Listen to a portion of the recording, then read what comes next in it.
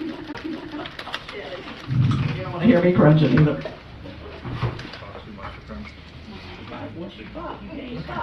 Okay, I call this meeting back to order. This is, again, the first budget hearing, public meeting for the budget for the 2022-2023. We are still in the open public hearing, and we are at the point of turning the page to move, where are we? To the electric. Oh, first, customer service billing. Customer service. We finished with the administration. Did we finish with the administration? Or did I turn the page before we quit? We did. Okay. So we're on page 54, which is customer service billing. I think we've discussed all these things as we went. So I'm going to move kind of quickly. If you want me to stop or slow down, please let me know. As I move from utility fund customer service billing, I move to page 55 to the electric service.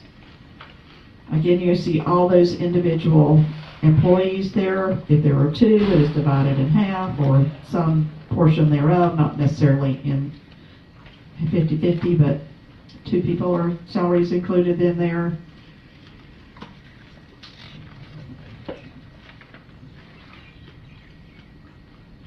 You see overtime. The overtime has come. They've actually come down on some of that because we have some people.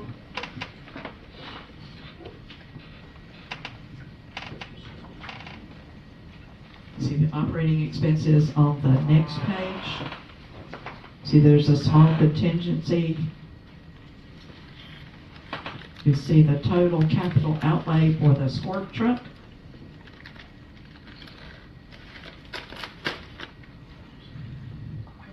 One more. 56. The squirt truck is midway on the right. $250,000 for the squirt truck, which I know they're ready to order as soon as we give them the green light. If you go to page 57, it's gas service. Again, stop me if you have any questions. Revenue sources, you see the gas that is purchased. Actually, you don't. You see the gas that is charged for and collected. And expenses, you see the gas that is purchased. You see the crew members on the gas service. And again, a lot of 25% because people are working across departments, which they always do. They work to help each other. I am turning the page. It is also gas service. This is the expense side.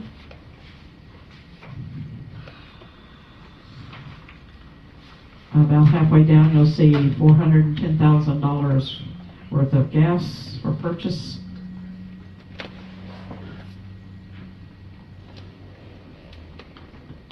Any questions on gas? The next page is the sewer service. See the revenues at the top, which come in from for sewer fees, grant revenues, $40,000 grant revenue, as well as the connection fees for new service. And then at the bottom, you see the expenses. Again, you see 25% of a lot of people working across departments to help each other.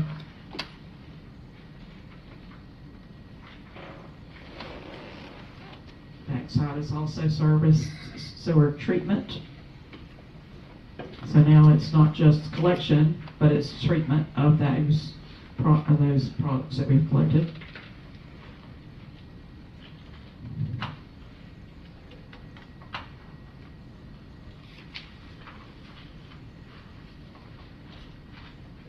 The next page, 61, is the solid waste, which is garbage. You see the income that we collect on behalf of GFL. You see that's paid out to them as an expense. Under professional services at the bottom.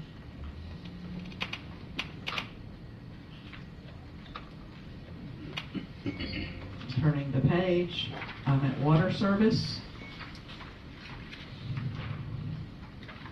Again, a lot of dedicated 100% people, and a lot of 25%, 10% for this billing specialist. At the top, the revenues show you what we bill out for water, connection fees, grant revenues, $63,000, and you see the expenses, which is this actual what it cost us. Next page is also water. All of those miscellaneous things that we have to have to run the department. I can tell you something that I see come across every time I sign checks is the analysis of the water to make sure that it's safe for people. It's a hefty. You see, it's $32,000 there. I know that name by when I sign that check. I know who they are. I don't even have to look them up anymore.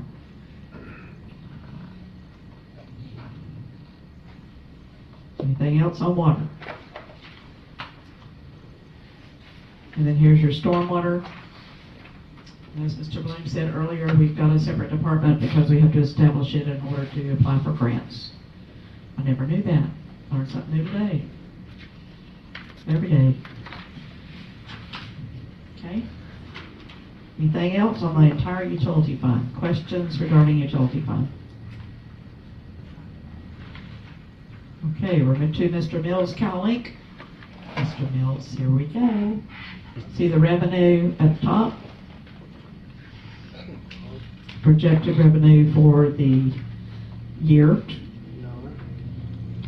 You've moved that. Tell me, explain to me what you've done there. For CalLink on page 66. For the projected revenue? Uh-huh. Or for budgeted? Or for budgeted, there's nothing. Is that right? No, they're under, well, that grant. That's The grant. grant That's revenue grant is revenue. only for the setup. Okay, so the grants run out. Yeah, as soon as it kicks off, then you'll have like utility billing. Okay. Bill. Perfect. And you can see that actual grant revenue that's come in under the 2021 and what's projected to have been for this year in the 2022. So that's more than we had budgeted.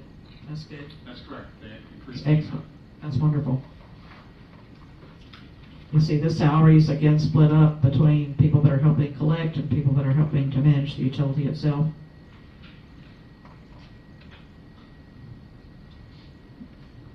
So tell me about the expansion project at the bottom. That's under the capital projects that we have to spend the money to get the. Yeah, sorry. I'm usually the one reminding everybody. Sorry. That's the project to basically wire the city. Okay. What CalLink is now is wireless, and we're just having issues with line of sight. Yes. The trees, everybody's got 80, 90-foot pine trees and oak trees all around their house, and we can't get the wireless through there. So we're expanding this to be a wired network, whether it's fiber optic or cable or whatever the engineers come back with. Okay. We have to do the initial study to get the plan built for the engineers to tell us you need this cable, you need this router, you need this switch, you need this equipment, you got to have this many feet of this, and because that's beyond what I can do. So we have Wright Pierce on it already. They're working on it, but they haven't completed it. Obviously, we just got to give them the go-ahead to fund it, and that's where that capital project's in. And it's Still waiting on the model. yeah, still waiting on a model. Okay. Any questions about CalLink and the expansion via wireless? The idea is if we wire the city, we can give it to everybody, regardless of where they live. Exactly. It also opens up the avenue of outside the city. Raleigh, Montbrook, the Highlands, you know, take your pick. Once we have the ability to extend it, we can go anywhere. Yeah. Because we have our own poles, or we can rent poles from Well, other people. outside the to get city, where we need have to go. pay rent on the poles, obviously, but. Yep. Okay. Any questions on CalLink? All right, Mr. Bloom, I'm going to leave. I'm going to put this last section with the supplemental schedules. Do you have any comments that you'd like to make on those? No, just that they're what they sound like. Additional schedules that provided, more transparency on some of the things. Does anyone else have any comments on those? Let's see.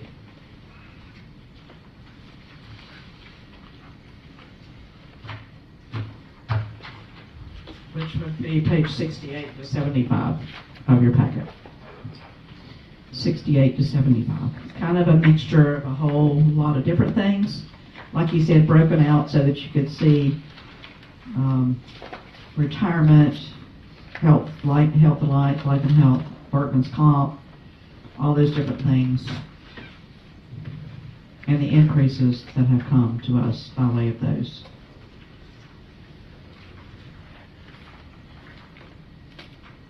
Okay, I'm at the end of the book. I'm happy to say.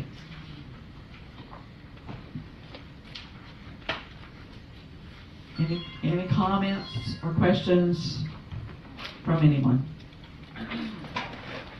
Council first. Any questions from the council for Mr. Bloom or for any of the staff?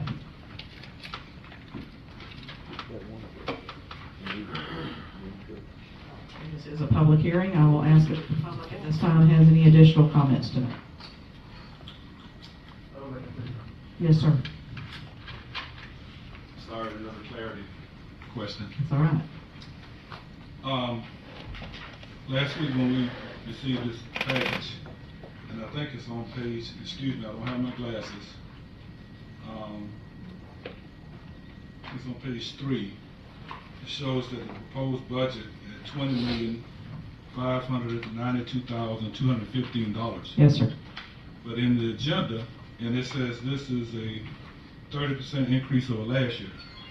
But on the agenda, it states, and you read this earlier, that the proposed budget is $21,065,274, which is opposed 28%. So for clarity, what is the accurate number? Mr. Bloom, this one's yours. Sure. The pension trust fund is included on the summary page. It gets advertised as a part of it. But the pension trust fund is not a city fund. It's a separate pension fund. However, for the sake of the budget advertising, we include it all in it. Okay, so the difference is what you're saying. Well, then the next thing I need for clarity is, if the $20 million budget is only an increase of 30%, how is it that if you include those things and it becomes 21 with those things in there, that it's a 28%? It seemed to me it would be higher than 30% of the 20 million. Making sense to you? Well, I think I understand what you're saying. When I look at the 20 million, it says that it's a 30% increase, but then when I look at the 21, it says it's a 28% increase, even though it's $1 million off. Well, it's not $1 million, but close enough. Yeah, the city's contribution to the pension fund year over year is down. Sure. So that you know, because you're saying, why does it go down? Well, the math goes down because the pension fund budgeted is less than it was the prior year. We're only showing $473,000 last I'm talking year. about the overall number. I Yeah, get but what you're saying. it's just a part of, that's how that works with the numbers. It gets added in at the end, Yeah. So, just ignore even the though we fact. don't have the I money. should ignore, and I'm not saying this, it'd be best for me just ignore the fact that it's saying 30% because the actuality with it is 28% because of that reason. Yes, you want to, you know, again, for the sake of the public hearings and for the budget advertisements, as well as the requirements for that, they require for us to include the pension fund in there, even though that is not, I mean, the city does not maintain that pension fund. But when we're talking internally and looking at the city's accounts, which is what the subsequent schedules are, we don't focus on the pension. Now, is this the same fund that was being funded at 19% last year and you're funding 2% this year? That's correct. That is the basically it's within a pension outside of the city. Okay. One last thing. Good, go ahead. Council may not agree with this, but I want to circle back around to something that the mayor proposed to the council about the HR position. As a citizen, I would like to say that I feel that it would be best if there was some separation. I would feel that the council would just consider making that, redoing the charter, making that a charter position, and putting that position maybe to answer to someone like the mayor. And I'm not, the mayor comes and goes, but whoever's in that position going forward, that I would I don't think there's any way that any of us could individually be over an HR director. for hiring and firing in the city. I understand that. That but I would said not be the by mayor. itself. The mayor could do it because he's already over the fire department and the police department. And not over the rest of the city, which is where you're hiring and firing people. I'm sorry. I said he is over police and fire, but he's not over the rest of the city. Correct. But she would only. Totally inappropriate, and I don't know any city Well- that has the HR director as a charter officer. It's just not one of those officers that you, it's not one of those employees that you put as a charter officer. It couldn't be done? It could be done, but I don't think it's appropriate. Well, I understand that. But I mean, just because you have trouble with one HR director. Well, I don't know if it's fair to say just because you have trouble. I think it exposed some problems that could come from whoever is in that position. Right. Just to be honest. And again, it's totally, completely up to our interim city manager Yeah. to move Well, forward on that. You Not up know, to the this council took the approach, from what I heard earlier, to think about, talk about possibly putting some safeguards in place that you don't have a person promoted from the HR person to the deputy city manager to create conflict. So how is it the council could take that approach, but on the other hand, the council not show a willingness to consider that? That's What all. we would do is take a recommendation for a revision to the HR manual that would come from this gentleman or other staff that were doing that, and we would consider it yes or no. I got you, and all I'm saying. the only And all I thing. got up to say, to make a recommendation that the council consider that. So, as you stated. Thank you for your that- comments. That was my thing now. Yes, sir. You know, each council person can evaluate that themselves. Right. Okay, anything else on the budget tonight? All right, I am here to say, where's my agenda?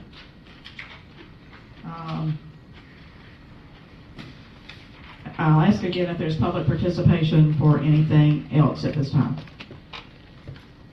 And then I will state that the City of Williston proposes to adopt a budget for fiscal year 2022-23 with a total appropriated expenditure and reserves of $21,065,274, which is a 28.7% increase from the 2021-2022 total expenditures and reserves. The public hearing to adopt the final millage rate and budget is scheduled for September 29th, put that on your calendar, at 5:30 p.m. in these chambers. I will entertain a motion at this time for Resolution 2022-65. The City of Williston proposes to adopt the budget and fiscal year 2022-23 with a total appropriated expenditure and reserves as stated, $21,065,274, at a 28.7% increase over the 2021-22 total expenditures and reserves. Entertain a motion for the resolution.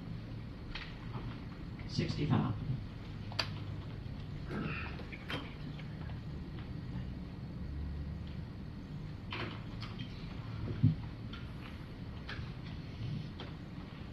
I move that we approve Resolution 2022-65. I'll second. Have a motion and have a second. Do we have any further discussion? Is this the tentative budget you're? It is tentative, because we do have one more budget hearing.